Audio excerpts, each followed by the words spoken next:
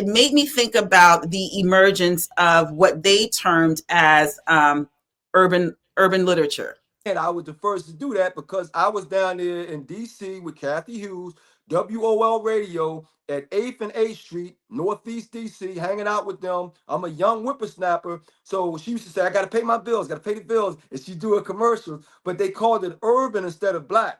And so I was hip, like, it's black radio, but they using the word urban. Urban top this, urban 40, urban contemporary, urban adult. So I was like, all right, I'm gonna call my black books urban. So I started saying urban classic, urban books, urban, and it picked up, man, and catched on in the early 90s. And then the people that was in prison, they started putting the street word on it. So then it was urban street, because they writing these street books, drug dealer books and all that. And so then it blew up, but it got to the point where it started outsizing the science fiction and outdoing the mystery books and outdoing the children's book. Then it was like you go to the black section of the bookstore and So you saw, every book is Gangster yep, Girl 5, Good Round yep, Away Girl. And then it got to the point I'm like, yo, this, okay, I understand I started something. That don't mean everybody got to do it and everybody do it all the time. And that's the only books we put out. And so yeah, then they started getting mad at me like, well, Omar, how you going to tell us to stop writing? I'm not saying to stop writing them, but you got to write about other stuff.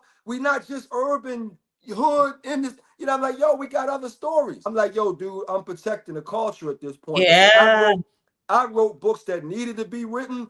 But after you get to like the 20th Gangster Girl books, it's like, yo, dude, do we need another Gangster Girl book? right, Particularly if they're not learning the lessons. And that's the other thing. My books taught you lessons.